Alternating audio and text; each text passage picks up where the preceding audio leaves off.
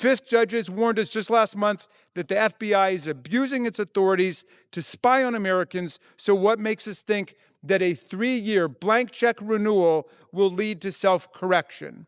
Proponents of the bill claim that it protects privacy, but asking Kash Patel's FBI to self-report abuses of our civil liberties to Tulsi Gabbard's DNI is like asking Donald Trump to self-report his collection of millions of dollars from foreign governments directly to the U.S. Congress. That's actually the law under Article 1, Section 9 of the Constitution, the Foreign Emoluments Clause, and yet he has never once come to ask for our permission for him to keep a foreign government emolument, whether pocketed through the Trump hotels or the Trump golf courses or the other Trump enterprises and crypto coins and scams and so on. So if you think self-reporting by this administration is working well under the Foreign Government Emoluments Clause, go ahead and vote for self-reporting under the Foreign Intelligence Surveillance Act. For me, I'm sticking with the Fourth Amendment and the Constitution. Under our Constitution, it is judges, not FBI agents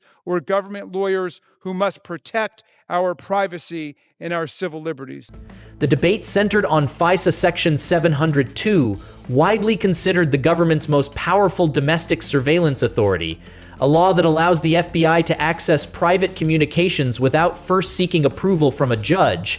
And at the time, a 3-year renewal was being discussed when, in the middle of that intense debate on the floor of the United States House of Representatives, a congressman stood up and made a shocking claim, stating that the FBI director was allegedly using SWAT teams to escort his girlfriend across the country, and this was not a social media post or a segment from cable news, but a statement made directly in Congress. And the situation escalated further because while lawmakers were actively debating whether Kash Patel could be trusted with warrantless access to the private data of American citizens, reports emerged that Patel had instructed agents to search FBI databases for damaging information on the journalist who had published a story about his girlfriend, raising serious concerns about the use of surveillance power, as it suggested that the same authority being defended in Congress may have been used to target a reporter over a personal matter.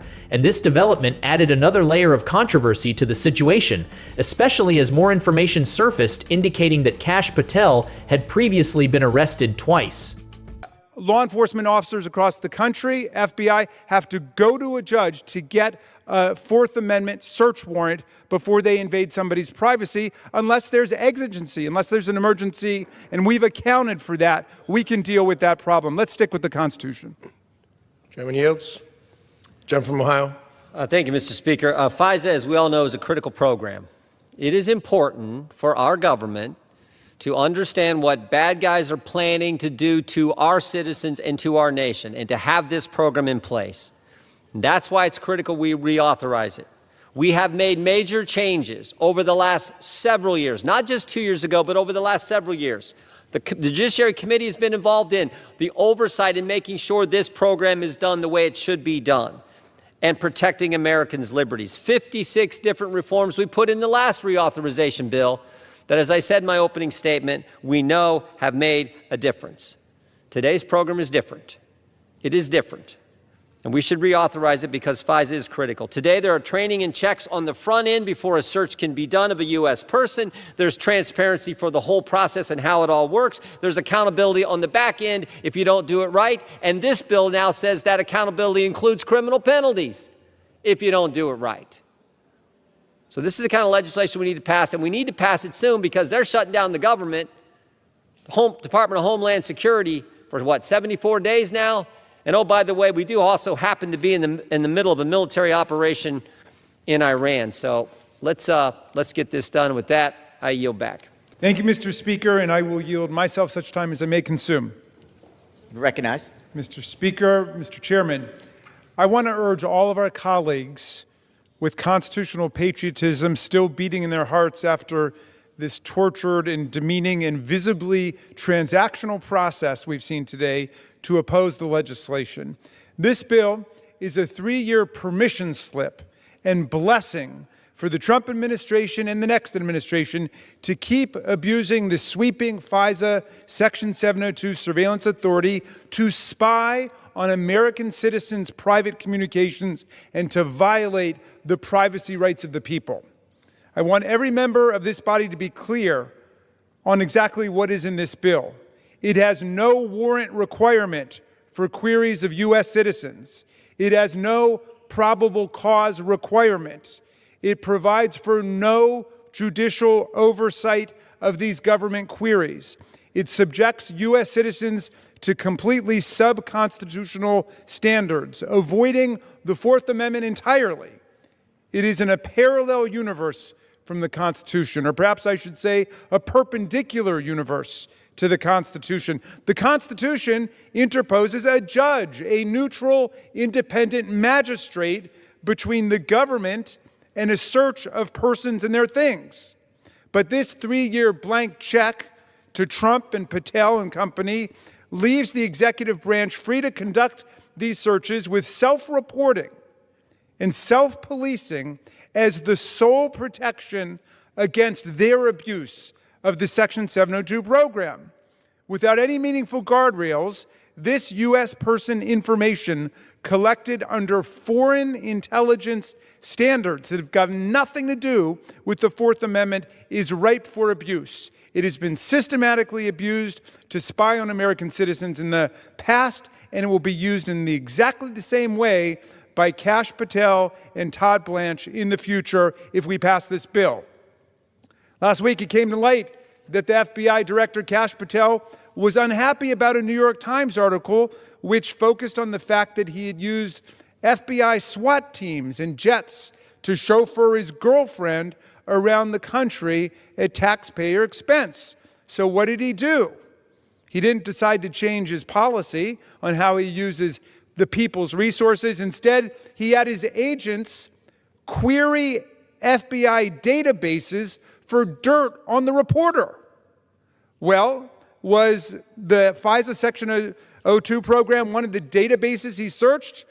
Well, the FBI says no, he just searched every other database at the FBI, but we have no idea because they don't have to go to a judge before searching an American citizen's information. And we depend now on this system, on Kash Patel to be the check and balance against Kash Patel. We only know about this, the fact that it even happened, because a reporter got the information. Otherwise, we wouldn't have even known anything about it. Let it be a warning to people vigilant about our civil rights and privacy, about what actually goes on.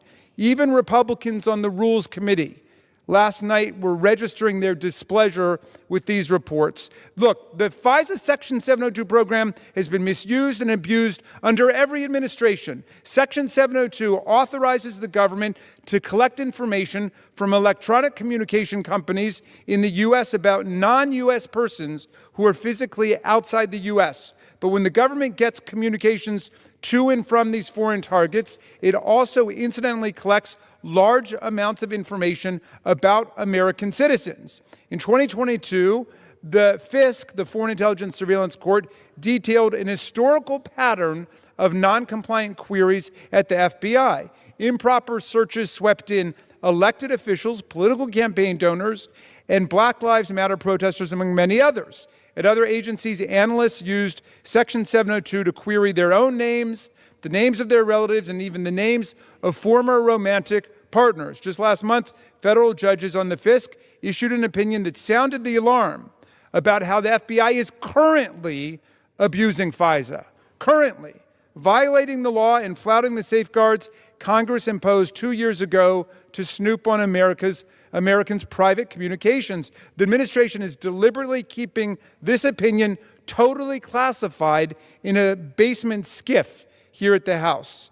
Reforms that we made during the last FISA Section 702 reauthorization, which I strongly supported and voted for, unlike my friend, Chairman Jordan, those reforms relied on internal watchdogs and required agencies to track and report the use of Section 702 data to spy on Americans.